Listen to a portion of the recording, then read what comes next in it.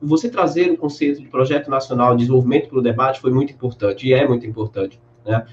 Em muitos momentos, no período recente, foi um debate que ficou restrito aos economistas desenvolvimentistas na academia, e isso, pela hegemonia do pensamento ortodoxo, neoclássico, né, a gente ficou muito à margem desse debate.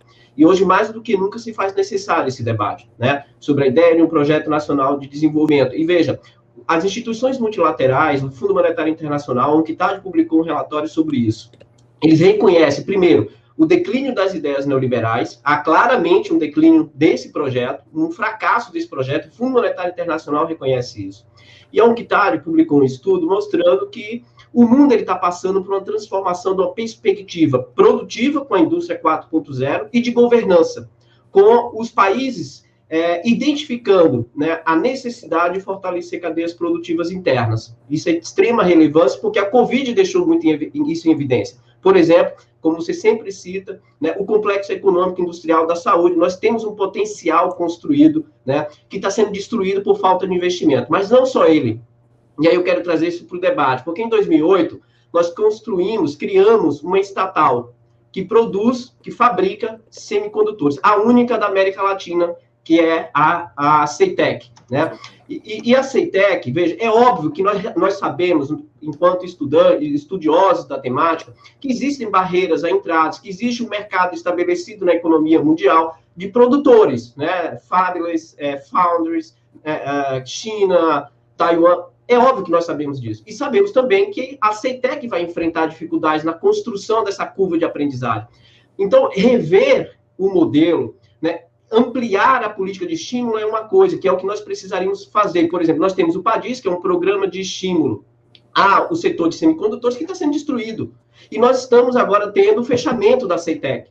E você foi uma das pessoas que levantou a bandeira de fazer a crítica, de defender a CEITEC.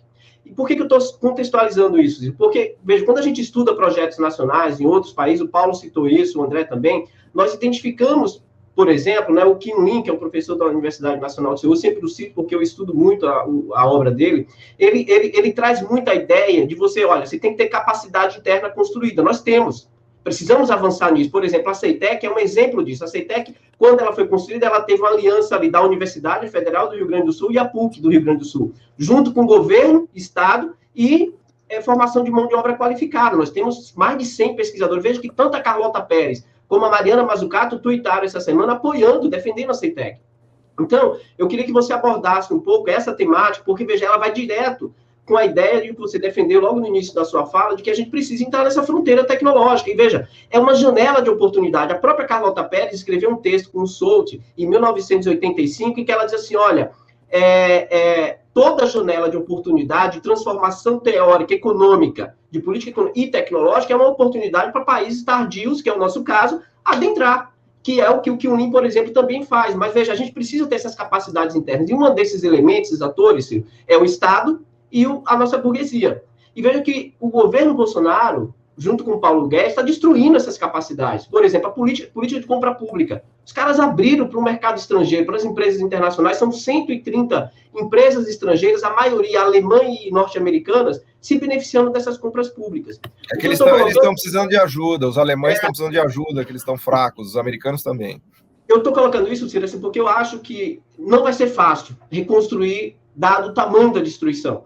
E eu queria que você abordasse essa questão e a importância da CEITEC, em você defender a CEITEC. Se um possível governo seu, né, você retomaria a CEITEC, por exemplo.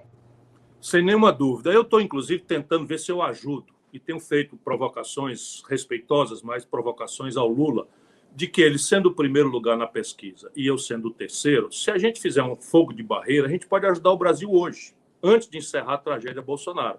Portanto, vamos lá, questões práticas. E eu não sou nenhum idiota, apaixonado, nem, enfim, por nenhuma coisa. Eu procuro raciocinar, refletir, me cercar de gente inteligente, que entende. Eu governei o Ceará, governei a economia brasileira, enfim, eu fui prefeito. Eu tenho, enfim, uma certa biografia que me apresenta.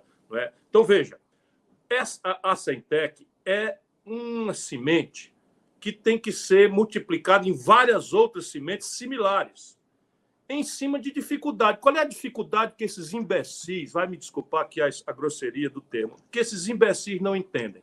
Ora, a dificuldade básica é que há três assimetrias mortais individualmente e juntas, absolutamente mortais para um país com as necessidades vitais do Brasil. A primeira assimetria é a personalidade e o custo do capital. Já refletimos bastante sobre isso aqui. Então, eu não posso estabelecer que a minha eficiência, a minha produtividade seja rebatida com benchmark sem dar um rebate deste ponto essencial de partida, que é a personalidade e o custo do capital no ponto de partida. Essa é uma assimetria. A segunda assimetria tem a ver com escala. Tem a ver com escala. Todo o vanguardismo produtivo mundial está nesse livro lá, já de 1995, 96. A escala significa a redução do preço do bem ou serviço, a fração do custo de produzir ou prestar o mesmo serviço ou bem em pequena escala. E a escala de uma economia é dado pelo ponto de partida do mercado interno e do perfil de distribuição de renda deste mercado interno de partida. Eu não posso exigir a eficiência de um camarada que tem pequena escala fazendo competir com o benchmark da larga escala. Eu brinco sempre que uma calça chinesa vinda de Xangai, produzida com 1 bilhão de unidades, chega mais barato na Sulanca de Caruaru, onde toda esta agenda Paulo Guedes, imbecil, né, que se pratica, já está praticada. Sabe, o gestante trabalhando 14 horas por dia, criança trabalhando fora da escola, não tem imposto, não tem cargo previdenciário, não tem carteira assinada, não tem sede, não tem nada, zero. E a calça chega mais barata por quê? Porque o ganho de escala é tão grave que basta o chinês ganhar, ainda mais arbitrando o câmbio, que é um assunto sempre central, mas eu nem estou botando nas 3 assimetrias mortais. E a terceira está no ponto, Wallace, que você colocou, que é o nível de maturidade tecnológica. Esse é um drama que a nova esquerda tem que parar para pensar. E eu tenho refletido com isso com intelectuais chineses que estão militando numa nova esquerda chinesa, né? Que é basicamente o seguinte: nós temos que começar a construir uma luta por uma nova institucionalidade que capture esses ganhos extraordinários de produtividade para o ócio ou para a população trabalhadora diretamente via uma tributação diferente daquela que temos hoje. Em nenhuma circunstância, um país como o Brasil pode enfrentar essas 3 assimetrias. Olha o Ciro marxista-leninista aí, ó. Mas, claro, mas enfim, eu leio tudo, eu procuro aprender tudo. Eu citei Adam Smith, você não deu a menor bola, mas tudo bem. Mas eu ia fazer o registro aqui que você começou com o Adam Smith, porque a fábrica de alfinetes é exatamente o processo de ganho de escala que você está descrevendo. Agora eu leio mesmo é Paulo Gala, todo dia. Né? Opa.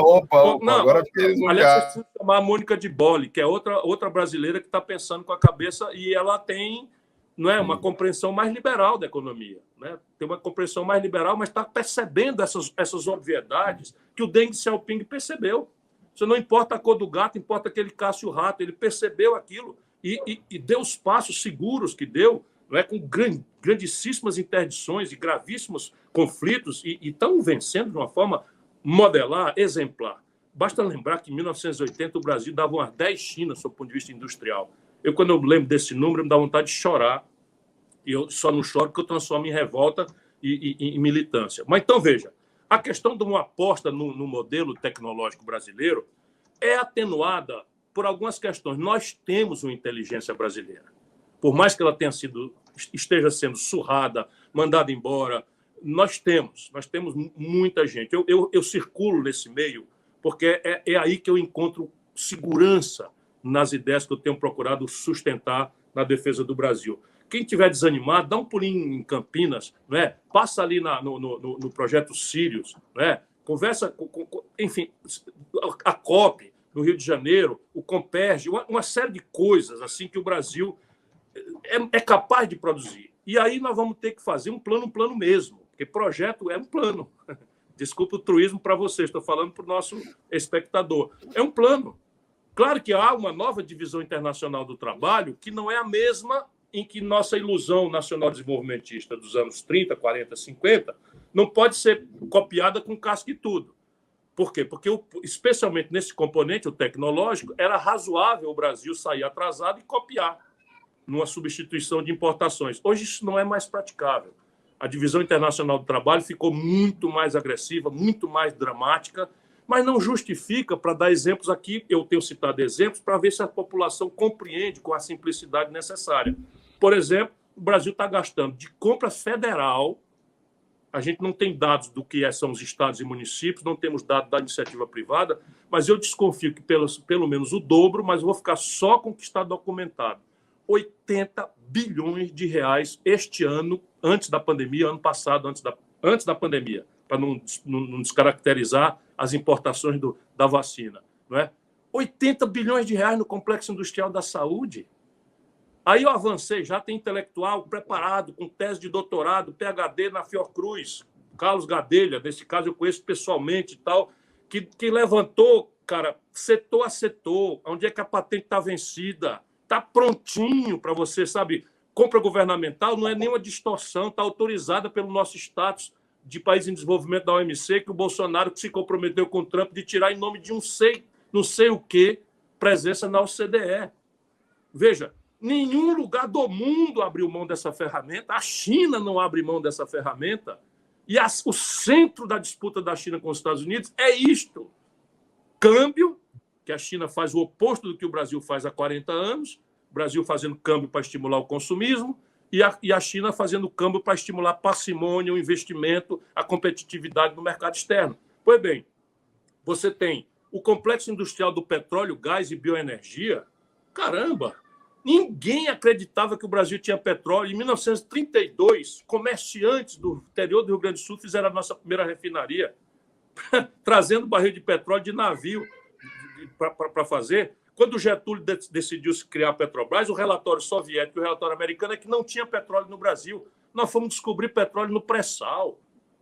Isso é um negócio absolutamente extraordinário que a engenharia brasileira produziu quando teve coerência, oportunidade, renitência na pesquisa, e foi muito rápido. Então, biocombustível pode rivalizar com a tendência do carro elétrico. Se a gente começar a ganhar escala, estabelecer um zoneamento econômico e ecológico para não rivalizar com comida, é uma série de coisas que só o planejamento permitem resolver com inteligência, sem preconceito, sem interdição. E depois o complexo industrial militar. O complexo industrial militar, a gente gasta bilhões, sabe? E uma coisa patética, as comunicações militares brasileiras são processadas de satélite norte-americano. Vamos pro diabo. Sabe, a mira dos nossos barcos é GPS americano. Isso é ridículo. Se é assim, para que ter Forças Armadas? Vamos perguntar. Se é assim, para que ter Forças Armadas? Eu sustento que nós temos que ter Forças Armadas, mas não é assim. Não é assim. Negócio de 300 mil homens com garrucha para tirar de baladeira, de estilingue.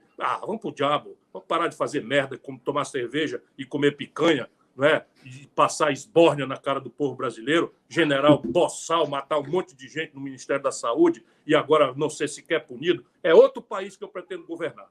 E é com parcimônia e seriedade. Mas a questão tecnológica é o outro nome de soberania, Wallace. Só para te dar ênfase absoluta na tua questão.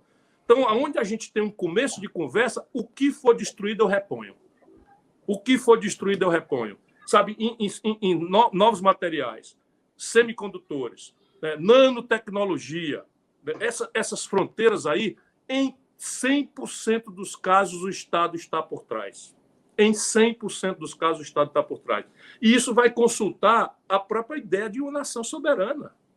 Só para dar um dado, Ciro, o setor de semicondutores no mundo, só na Ásia, o nível de subsídio chega a 40%. Nos Estados Unidos e na Europa, aberto, chega a 25%. Subsídio aberto. Agora, bote a compra governamental, pretexto militar, pretexto dos sistemas todos. Isso é quase tudo. É quase tudo. E assim, nós não temos que ter medo disso, nós temos que botar isso em cima da mesa e dizer com clareza. Por quê? Porque é ridículo um país ficar processando suas comunicações militares por satélite estrangeiro. Espera um pouquinho. Francamente, o Brasil entrega a base de Alcântara para os americanos e vai pagar agora projeção de satélite na Rússia, na Ucrânia. Que é isso? Ô Ciro, eu só queria colocar um ponto, inclusive para reforçar a comunicação desse aspecto. Toda vez que a gente fala do CEITEC, as pessoas vêm assim, mas dá lucro.